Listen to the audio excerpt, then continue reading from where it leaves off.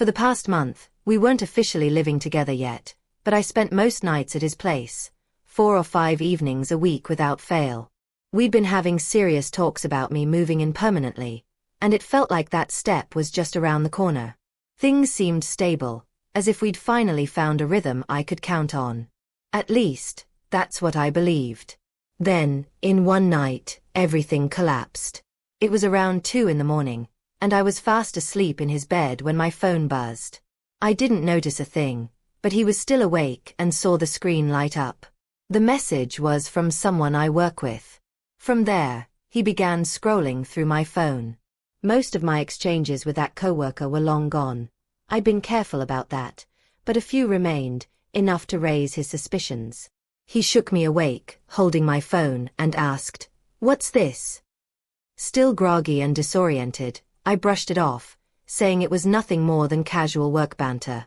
He kept pushing for answers, but I stuck to my story, convinced that the middle of the night wasn't the right time for a heavy discussion. I thought we could talk it through in the morning. That wasn't how it went. Instead, he told me to gather my things and leave. I begged to stay until morning. I had work in just a few hours, but he refused. So at 3 a.m., still in the clothes I'd worn all night, I was frantically stuffing my belongings into a bag. He wouldn't even let me change. The humiliation stung. I ended up calling in sick, unable to face the day. Now I'm back at my own place, still stunned by how fast everything unraveled. Part of me kept thinking he was blowing it out of proportion. To me, those conversations had been meaningless. I told myself I'd give him some space before trying to have an adult conversation. But the truth was more complicated. 2 months earlier, I had grown close to a coworker. We weren't on the same team, but we crossed paths often. One night, after a group outing, we went back to his place. Another night, we hooked up in my car after working late. Both encounters happened in the same week, and after that, we stopped. I deleted our texts, kept no photos, and thought I'd been cautious. Then, last night, that coworker sent me a late-night message. "You up?" I never saw it come in, but my boyfriend did. He read enough to connect the dots. When he confronted me, I panicked. I denied everything, accused him of overreacting, insisted he was imagining things. He didn't yell. He didn't argue. He simply told me to go.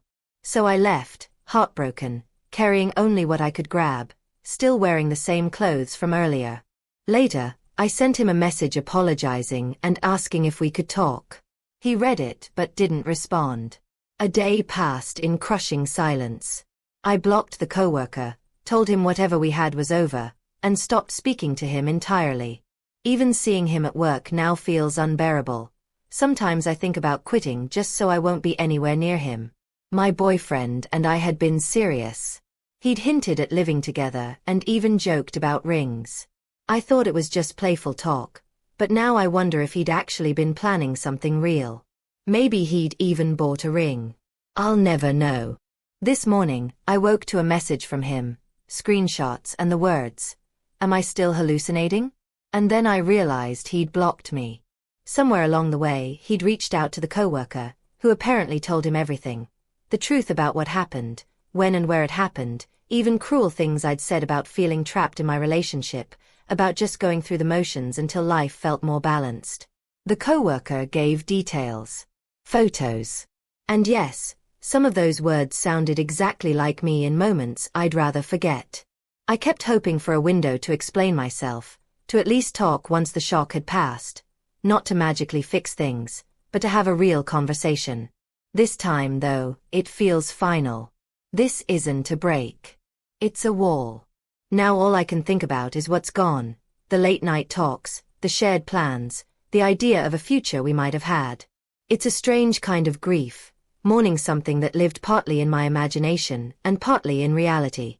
Being thrown out in the middle of the night without a moment to collect myself will stay with me.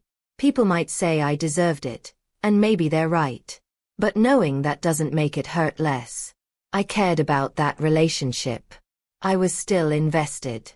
And now, there's just an empty space where he used to be. So I'll keep moving forward because there's no other option. Even without closure, even if he never hears my side, even if I never get the chance to repair what I broke, life keeps going. But the way it ended, and how I felt walking away that night, is something I'll carry forever.